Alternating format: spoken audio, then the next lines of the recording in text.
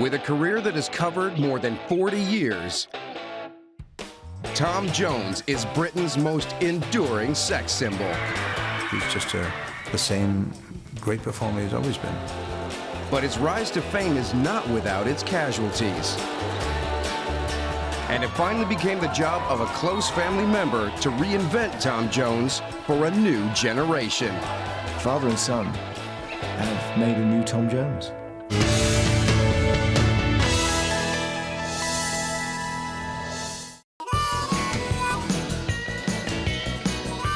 Tom Jones is a musical phenomenon with a career spanning over 4 decades. Starting life in a small Welsh coal mining town with humble working-class beginnings, Tom has gone on to sell 45 million records, has appeared on more than 5,000 stages, and has stolen the hearts of thousands of women worldwide. If you're in a room with 100 people and Tom Jones walks in, you know he's there. There's some kind of enormous magnetism about him. You know, the girls just looked at him and went weak at the knees. I like the way he moves. I like the clothes that he wears. But most important of all, I just love his voice. He had this universal appeal, but the girls just obviously, you know, sort of went crazy. We all knew that when he was little, we all knew that he would sing, you know, but we didn't realise that the heights that he would get to.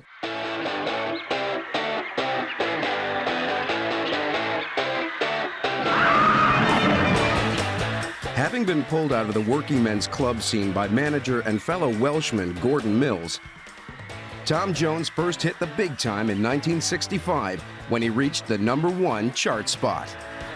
I want you to wiggle it around. Tom immediately captivated audiences with his powerful voice and provocative stage presence. Tom's stage presence has always been dynamic. He just tore the place apart. I mean, literally, I've never heard a voice like it.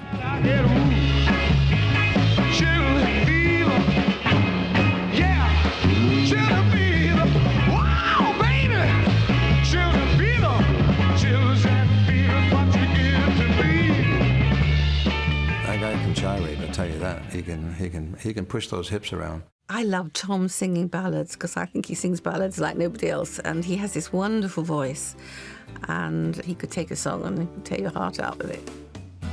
You had to see him to actually feel what that voice, it hit you right in the stomach. It was incredible. His pitch was perfect. You never hear Tom sing out of tune. And his phrasing for lyrics and all that sort of thing was incredible. Having split from his band, Tom Jones's success continued with a string of chart hits. And throughout the 1960s, he dominated the swinging London music scene. By the 1980s, Tom had conquered Las Vegas, cementing his position as a true international superstar. I don't think I've ever seen anybody else achieve that kind of superstardom. All of a sudden, you go from living in a one-room apartment to a mansion. All the money was there, the jewellery came, the bling, the great clothes, the first-class travel. But he was never that extravagant. With Tom's newfound Las Vegas fame came money, women, and A-list celebrity friends, including the king of rock and roll, Elvis Presley. I always thought Tom was wonderful. He loved him. He loved the way he performed on stage, and it was like two old buddies hanging around when they were around. When Tom said something, Elvis listened, because other people would say whatever they thought Elvis Presley wanted to hear. Tom Jones never did that. Tom Jones gave it him straight. Sometimes it hurt. After more than a decade playing the Las Vegas casino scene, Tom's recording career started to slip. Vegas was a crucial part of the musical decline of Tom Jones. The audience was getting older, and they wanted the same old songs. They didn't want to hear Tom Jones doing a new song. Following the death of manager Gordon Mills in 1986, Tom enlisted the help of his son, Mark Woodward, and together they reinvented the Tom Jones experience. You don't have to be beautiful to turn me on. Tom's image was brilliant for the mid-1960s, but when it came to the 80s, you know, it was not on. The bushy hair, the shirt slashed to the waist, the gold chains, the hairy chest. I mean, that was his look.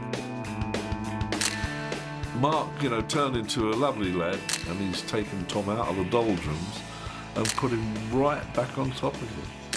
Mark reinvented him, and as a result, he's an even bigger star now than he was back in his heyday. It was well overdue, I think, and I'm happy for him. It's just phenomenal what Mark has done. Well, what they've done between them, father and son, have made a new Tom Jones.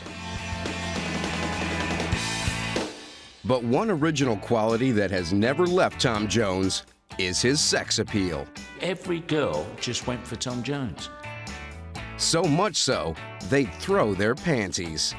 Well, I used to throw the knickers on stage with the hope that he'd wipe his forehead and his chest. Well, he used to wear his trousers out from the inside, you know, that was... and the girls were always waiting for it to burst out, you know, because he never wore any underpants. Over the decades, thousands of women have wanted Tom Jones. But his heart has always belonged to his wife, Linda, who he married back in the Welsh Valleys at 16 years old, making them one of the longest show business marriages of all time. With an estimated fortune of $100 million, Tom Jones enjoys a jet-set lifestyle, traveling between LA, Las Vegas, and London. Despite recently celebrating his 65th birthday, Tom Jones is still touring and still delivering the wild and sexy performances his audiences have come to expect from the legend that is Tom Jones.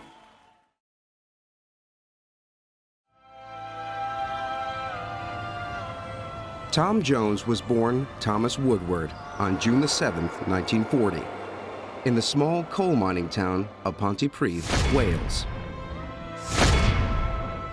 Tom's family were close-knit, and the extended family was an important factor in Tom's upbringing. I was brought up in a family that all lived together. My mother's brothers and sisters lived in Pontypridd, where I come from. So we would always get together. You know, I was listening to pop music as a child, and then when rock and roll began, of course, I started picking that up. Times were tough for Tom's parents, Frida, and his father, Thomas, who earned a modest living like the majority of local men, working down the coal mine. It was a very old-fashioned environment where the men ruled the roost. Women were there to produce tea, bath, and look after the children. Tom was always a showman. Even as young as 6 years old, he would demand that his mother give him a proper showbiz introduction. Frida would complain that she was too busy cleaning the house, but Tom would nag her until she finally relented and cried out, "Ladies and gentlemen, please welcome to the stage, Tommy Woodward." Auntie Frida used to have big heavy curtains behind the door, and I mean, here comes Tom opening up, and he'd want to sing. We all knew that when he was little, we all knew that he would, we would sing, you know.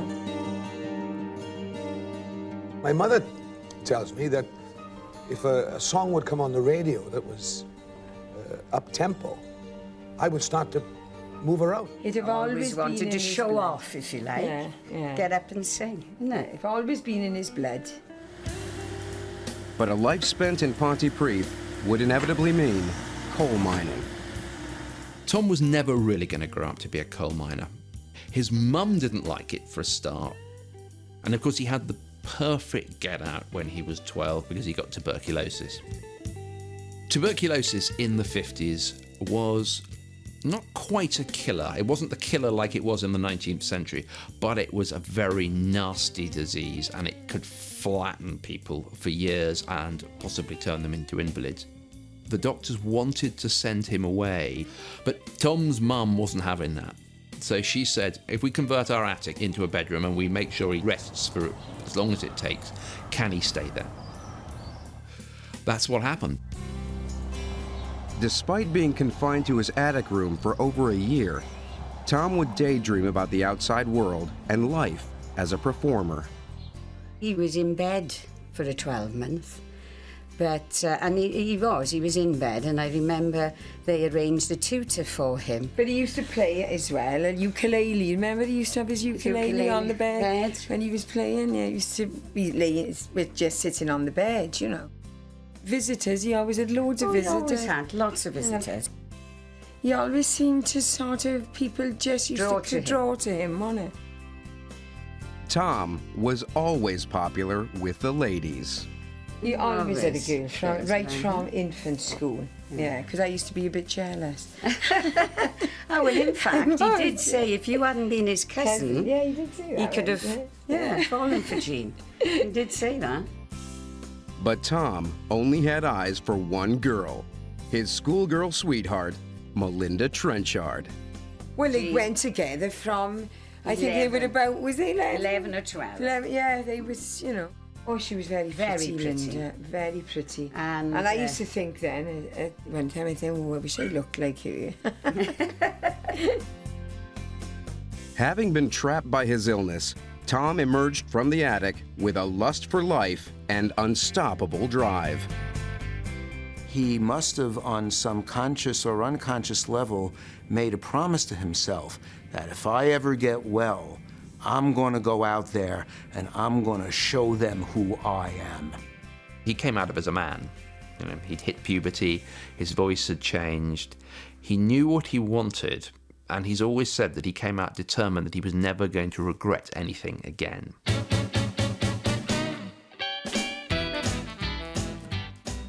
I was listening to pop music as a child, and then when rock and roll began, of course, I started picking it up.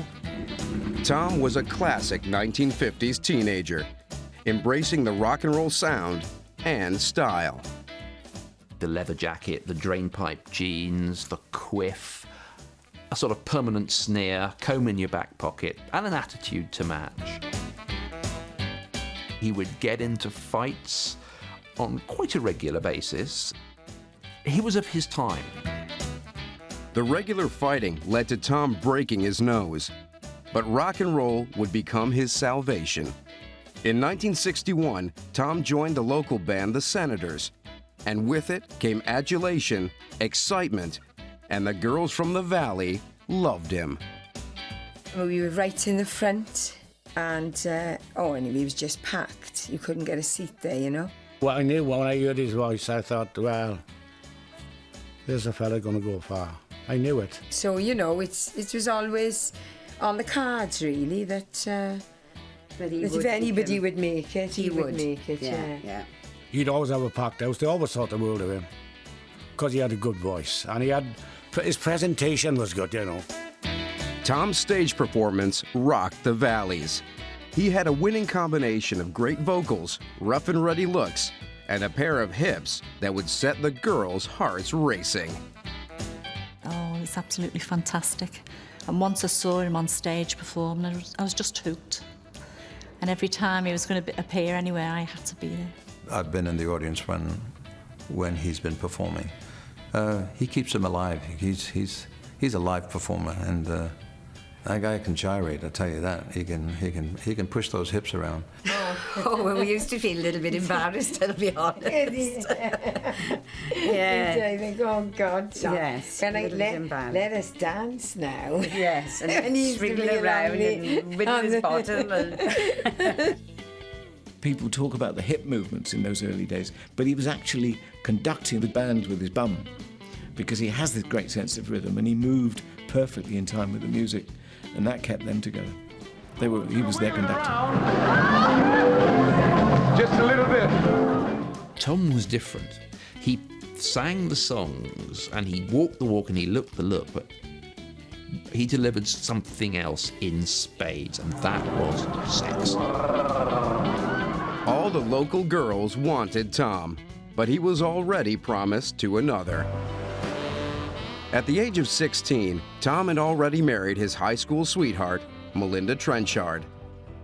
And just 1 month after the wedding, she gave birth to their son, Mark Woodward. Tom and the band were big, but only in the Welsh Valleys. They needed a break. I knew I'd gone as far as I could in South Wales with the working men's clubs. So I knew I had to go to London. But I didn't know how to get there, who to talk to. I had no contacts or anything. So I was waiting for somebody to come and see me. Gordon Mills, seen here in this exclusive footage, was a London-based songwriter turned music manager looking for new talent when he visited his small hometown of Tonypandy. I said, go and see him. I said, he'll give you your money's worth over and over. The place was heaving. Now, this boy had a great following even then in the clubs around Wales. When he came on and halfway through the first number, it was the greatest thing I'd ever seen. That was Tom. Tom's stage presence and powerful voice hit Gordon immediately. And on the drive back to swinging London, Gordon decided he just had to work with Tom. I said to him, if you come to London, I think you should have to come to London. London is the hub, the center. Despite having a young family, Tom and the band took a gamble and moved to the bright lights of London. But things wouldn't come easy in the city paved with gold.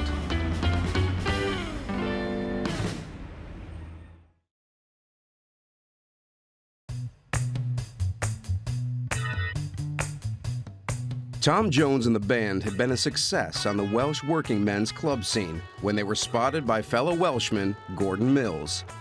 Gordon, an up-and-coming songwriter, persuaded the boys to move to London with promises of a glittering career. But fame and fortune would prove hard for the boys from the Valley. The relationship when they first came to London was made difficult by the fact that they were both broke.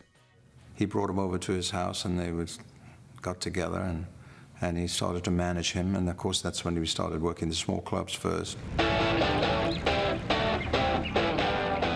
The first step was to change the group's name.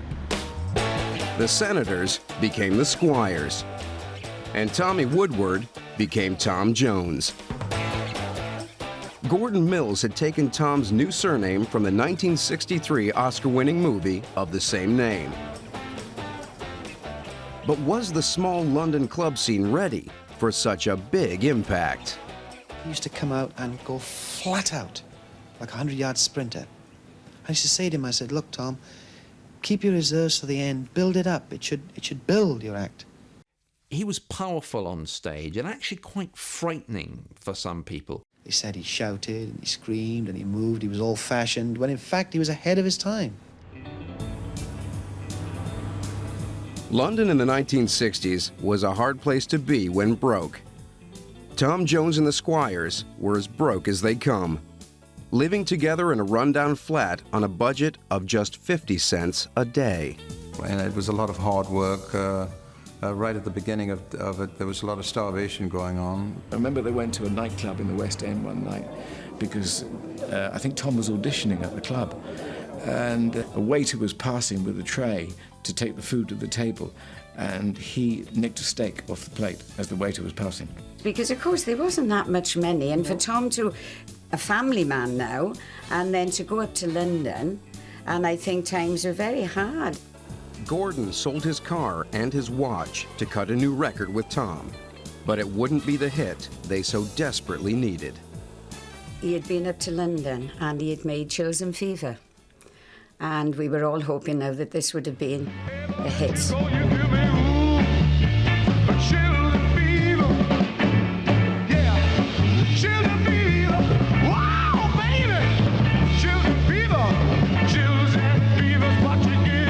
But really, nothing came of it. Gordon Mills wasn't any better off either. He desperately needed the financial boost a hit record would bring. And I wrote a song titled, actually, my wife came up with the title. It's not unusual. Sandie Shaw had just had a #1 hit and was the hottest female UK artist of the time. Sandie seemed the obvious choice to turn Gordon's new song into a smash hit. Gordon obviously didn't think it was right for Tom. No, neither of us Otherwise did. he would have... Because we were hearing him singing Memphis, Tennessee, all these American rock songs, Jerry Lee Lewis stuff, Elvis stuff, if you like. It didn't occur to us that this song was in his bag. Gordon, for financial reasons, had to offer it to Sandy Shaw. Sandy Shaw was a hit maker, and it was almost certain that it would have been a big hit for her. So I knew it had to be this record that opened all the doors. But Tom heard it, and he begged Gordon to give it to him. Tom said, if I don't do this song, I'm going to give up the business, and I might even kill myself. We were in the pub having a drink, and he had a face as long as a fiddle. I said, what's the matter? And he said, I want that song. Sandy Shaw turned it down, so Tom was able to go in and record it. Tom recorded It's Not Unusual on the 11th of November, 1964. It's not unusual to be loved by anyone. It was a smash the world over, and that's what established his name. Once he had It's Not Unusual, there was nothing stopping him. He just boomeranged around the world. A lot of people didn't know what he looked like. In fact, in America, they thought he was black. They thought he had to be black to produce that sound. One radio interviewer said to him, do you not think it peculiar that you sing these black songs? And Tom said no, he didn't think it was peculiar at all. And made this lovely analogy about the black people picking white cotton. And he said, where I come from, white people pick black coal. Tom's rock and roll image needed refining, so Gordon hired PR man Chris Hutchins to give Tom the right look. I saw the mistakes that were being made. I'd seen pictures of Tom in a woman's magazine, standing in the kitchen washing up. And this wasn't going to be what happened with Tom Jones anymore. I wanted to make him much more precious. And when he did interviews, to make sure that they were the #1 interviews in the magazines. I knew that if he was going to have a great image, he had to have the best photography. So I got hold of Terry O'Neill, who I regard as the finest photographer in the world. You just had to point the camera at him and you get a great shot. I mean, it wasn't difficult photographing him. He's great to photograph, Tom. He's just a huge personality. And he just stands there and you get a fantastic photograph. You can't help it. I mean, he had instant sex appeal. We did everything we could to make the pictures as sexy as possible because that's what women wanted. And the other thing the women wanted was for Tom to be single.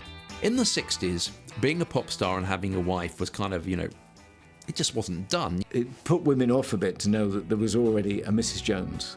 So we played that down.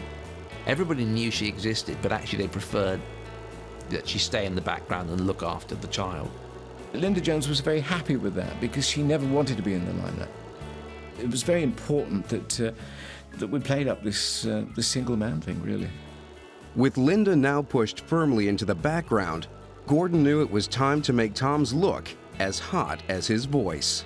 When Tom first came up to London, he was still very much in the tight leather trousers, teddy boy. With the old hair down the front, he had like 4 or 6 inch winkle pickers, these huge long toes pointed, Very aggressive. He had a broken nose. And we thought, what we got on today, So anyway, we started the session, and as soon as he started to sing, it was like, this man is unbelievable. Gordon had found the hit machine he was looking for, and soon the royalties became apparent. But not everyone would feel the benefit, as Gordon changed more than just Tom's look.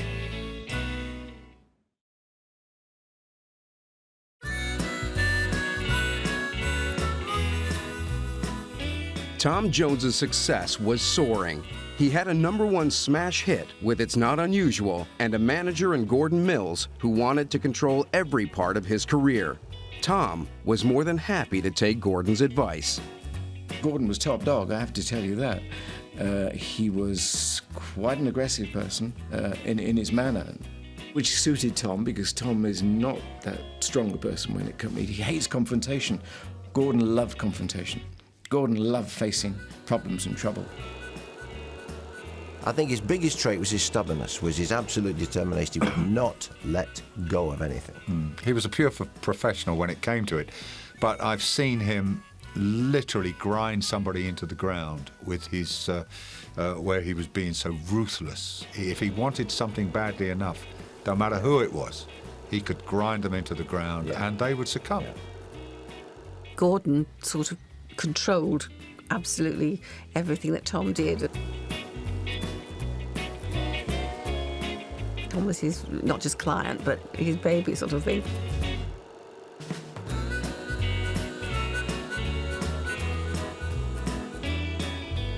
In the beginning, he used to do everything Gordon said, because Gordon was like, you know, do this and that and da-da. And Chris would be hovering. I mean, we'd be all laughing behind Gordon's back, actually, but he was a good manager. Tom's band, the Squires, didn't feature in Gordon's grand scheme for Tom's career. We saw less and less of Tom, and more and more of Tom and Gordon growing richer by the week. Money was pouring in. The band, all of us are still in digs, are still on our £30 a week.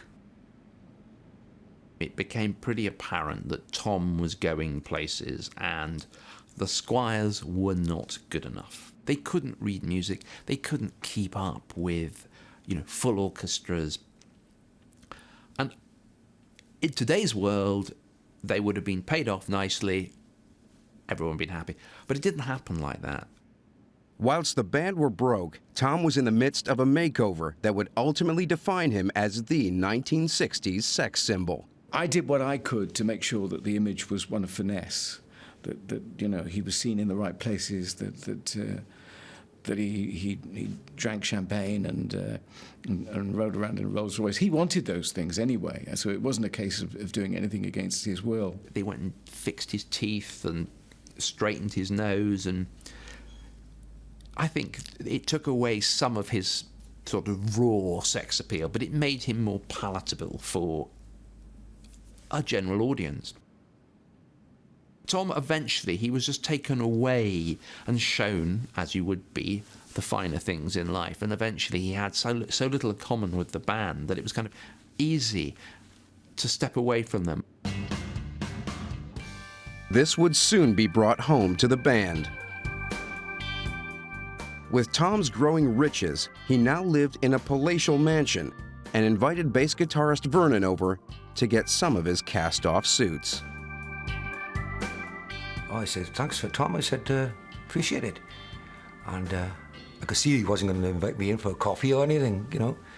So I felt a bit embarrassed. I thought, well, okay, see you at the next gig then, Tom, okay? So I turned to go back over the threshold, you know. And he said, hold on a minute. He said, £6 each. I beg your pardon? He said, don't think I'm going to give him for free, do you? There were to be more shocking revelations for the band, as Gordon decided they had become surplus to requirements. I had a little paper and I've opened it. There on the middle page was Tom Jones and Squires in amicable split. Just a piece of paper like that. Amicable split? I know nothing about this. That must have come as a shock to the Squires then, that they read it in the newspaper, because they would have expected normally Tom to have gone to them and explained things to them. But if there is, if Tom Jones has a weakness, it is that he cannot face confrontation. I don't think his word could describe what we felt. Suicidal. Things were on the up for Tom Jones. As a solo performer, he had a string of UK hits. Tom was already a major British star, but manager Gordon Mills had even bigger ambitions. Gordon brought Tom over to America, and it was here that a craze began that would symbolize Tom's popularity for decades to come. When a lady throws something on the stage, it's an excuse to come and get it back. The crowd went absolutely wild. But that was when women started to throw things onto the stage. This woman literally dropped her knickers at the Copacabana and threw them at him. And he picked them up, wiped his face with him, made some crack about knowing this woman. The crowd erupted, and it then kept on happening. It was incredible, really, and he used to love it. It used to be like the aftermath of a lingerie sale on the. It was knee-deep in bras and knickers and flowers and teddy bears, and it started as a spontaneous gesture, and then it became a kind of a gimmick. Gordon could see Tom's potential. If the girls at the live performances loved him this much, how would he fare entering the homes of millions on the television screen?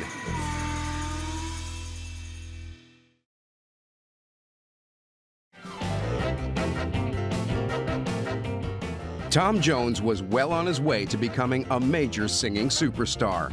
He had a string of hits in Britain, but manager Gordon Mills planned to make Tom even more famous with his own television show. This Is Tom Jones was what catapulted the boy from the Welsh Valleys into the big time on both sides of it, the Atlantic. If you cracked America, you were made for life. This Is Tom Jones confirmed Tom as an international celebrity. Nina Blatt worked on the program that ran to 65 episodes, airing on both sides of the Atlantic. I don't think I've ever seen anybody else achieve that kind of superstardom. Stars had series built around them, but Tom's went on, I think, a lot longer than anyone else's, and it got bigger production-wise than anyone else's. Everything was going Tom's way. He had a primetime TV smash, a string of hit records, and women who would do almost anything to get near him. Girls would go crazy to be at concert spots, because at concert spots you were sitting around Tom and you'd be near to him and he would flirt with everybody, and the girls just looked at him and went weak at the knees. The nice thing about him is he had the talent to go with it, so he wasn't just moving along on sex appeal. When you see 40-year-old women screaming like teeny boppers, like 13-year-olds, kind of pulling their hair off and pulling their clothes off, and that was the reaction on those shows. He appealed to every age group. I mean, it wasn't just teenagers and it wasn't just older women. He had this universal appeal, but the girls just obviously, sort of went crazy. Here we are on the Star Homes Tour in Los Angeles. Being the #1 star in the world, Tom needed a retreat from prying eyes and the screaming fans. And over here on our left is the home of Tom Jones. Tom bought a Bel Air mansion from one of his showbiz heroes. This home was the former estate of Dean Martin. It was like a manor house, really. Absolutely fabulous. Yes.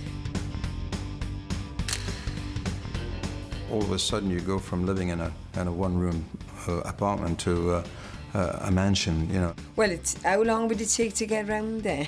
I don't know how long. Tom really took to Bel Air, but the LA lifestyle didn't suit Mrs. Jones. She doesn't like to go out too much. She is still a Welsh girl at heart.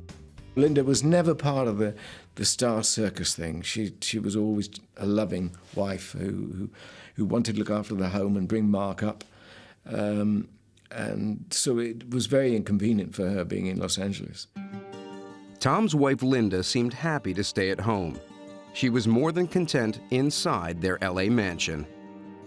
I remember going to the house on one occasion when Linda was indoors on her own, and she was actually dancing to one of his records and dusting at the same time and swinging a bottle of champagne by the neck. I mean, she really is as much of a Tom Jones fan when it comes to his music as anyone. She always found it very, very hard to look at Tom on stage and see him basically making love to other women with his eyes and his voice and his part of his performance. And knowing him as she did, she knew that actually given half a chance, it wouldn't just be part of the performance. I don't think she liked all the knicker throwing and all that sort of thing, to be honest, did she? No. I think, and all the fans sort of screaming. I suppose all wives of somebody who's a sort of sex symbol have to have that problem. The working-class boy from Pontypridd was now an international superstar, making manager Gordon Mills and himself millions of dollars. But Tom wanted to see the proof. One day, Bill Smith, who was the accountant, said to him, "Tom, you're actually worth £1 million." And Tom said, "Show me." He said, what do you mean? He said, I want to see £1 million on a bank statement. And Bill Smith said, no, it's mostly in shares. I've invested it for you. And he had to go out and sell the shares, put the money in the bank, show Tom a bank statement with £1 million on it, and then go back and rebuy the shares. It was quite an expensive operation. Tom and Gordon knew that this was the time to capitalize on Tom's popularity. Now UK tax exiles, they aimed to conquer the Las Vegas circuit.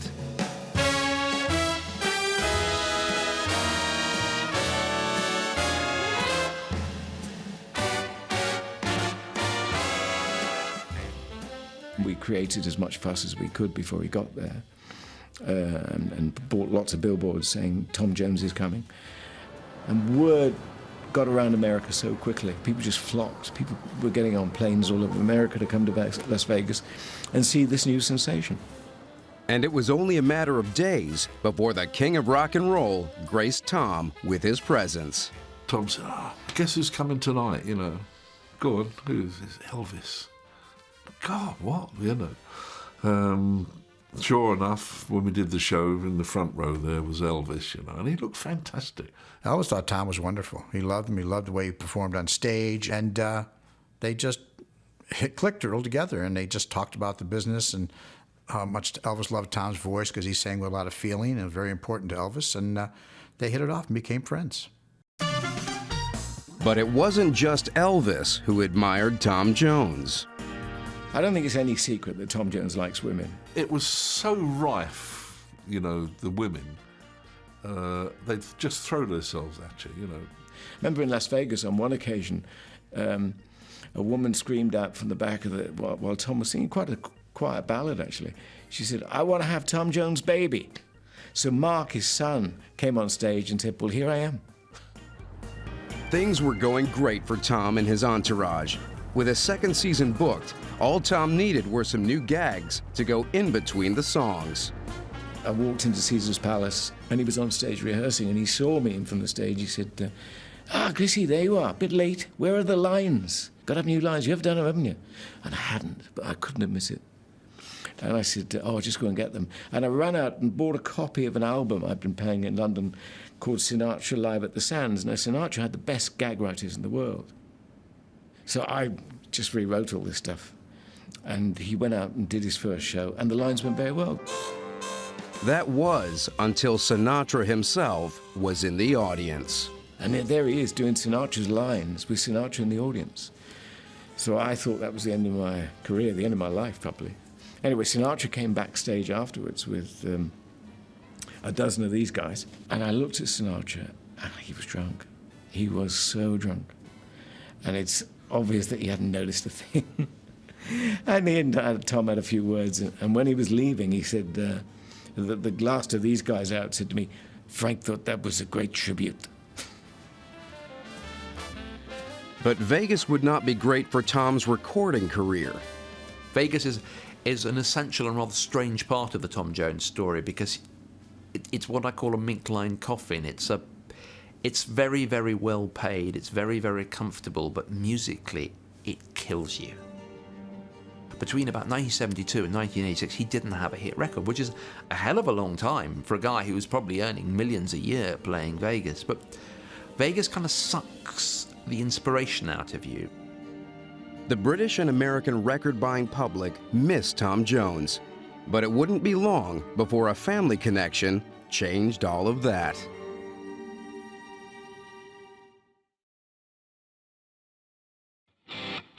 The Welsh boy from the valleys was now an international superstar. Tom Jones had a string of hits under his belt, a primetime TV show on both sides of the Atlantic, and he had accomplished every showman's dream. He had broken Las Vegas. But after more than a decade singing in the desert, his record-buying fans felt deserted, and Tom's career started to slip. Vegas was a crucial part of the musical decline of Tom Jones. The audience was getting older, and they wanted the same old songs. They didn't want to hear Tom Jones doing a new song. And he let Gordon choose too much for him in that period. And that was really where his career literally hits free fall, and there's nothing stop it. You could never say that Gordon Mills was a bad influence, but he had, I think, run out of ideas. It was starting to go downhill a bit, you know. I mean, we don't get a bloody limo anymore, we get an old truck, you know. Times were changing fast, and manager Gordon Mills was struggling to keep up.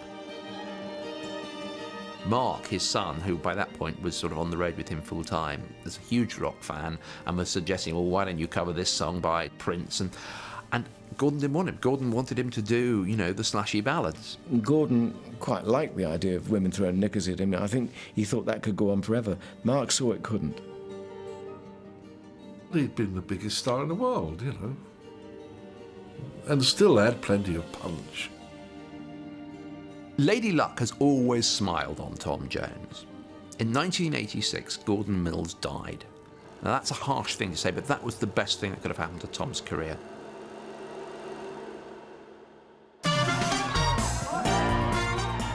Mark Woodward, who was never far behind Tom, became his manager, and together they would prove a winning formula. He brought in new producers and they brought in new songs, and Tom was able to cope because, as I've said, the voice can do anything. He can use it in any way. He's taken Tom out of the doldrums and put him right back on top again. It's just phenomenal what Mark has done. Father and son have made a new Tom Jones. You don't have to be beautiful to turn me on. With Mark now running his career, Tom hit back with immediate impact, proving his voice had never left. You know, suddenly Tom Jones was cool in America. It was a big hit in the UK and in Europe, and he's not being held back anymore. And everything that's happened to Tom's career since 1986 has been down to Mark. Kiss was the springboard that relaunched Tom Jones's career, and over the next 15 years, Tom's popularity would continue to rise. Think I better dance now.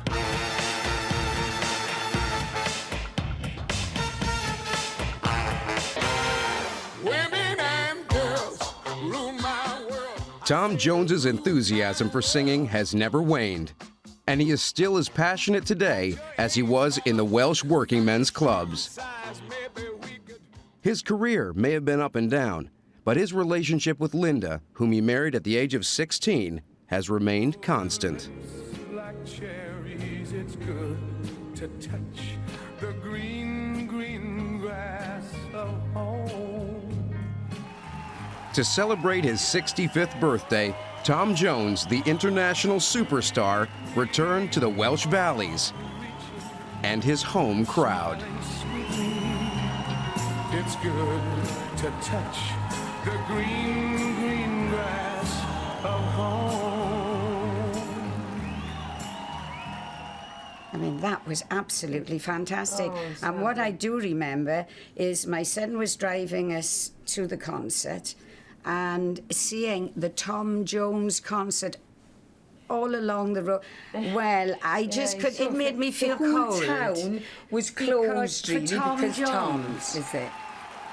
When he sang The Green, Green Grass, he sang The Old House, It's Still Standing. And as he said it, he pointed up to the rows of houses, you know, which were in that area. I think everyone went cold, and it just exploded, didn't it, really? Yeah. Everyone was... it was a wonderful atmosphere, wasn't it? Oh, fabulous. Absolutely fabulous. Wonderful. We love the fact that Tom Jones, in his 60s, is still mad and bad and can sing the trousers off anybody else. He's still got his magic. He's just the same great performer he's always been. He loves to sing. I mean, to be honest, he would have done his whole career for nothing as long as he could sing. He's done a lot for music, Wales, and also for me. He says, as long as the people want me to sing, I will. Well, I've always, you know, I've stuck to my guns. I've always sung the way I wanted to. And I've worked with a lot of different producers to get different sounds, but never changed my vocal style. And thank God it's still being appreciated. Every moment, every milestone of every personality. For 20 years, Biography has left conjecture and innuendo to the other shows. You know, the ones that come and go. Biography, Monday through Saturday at 8 on the Biography Channel, where everyone has a story.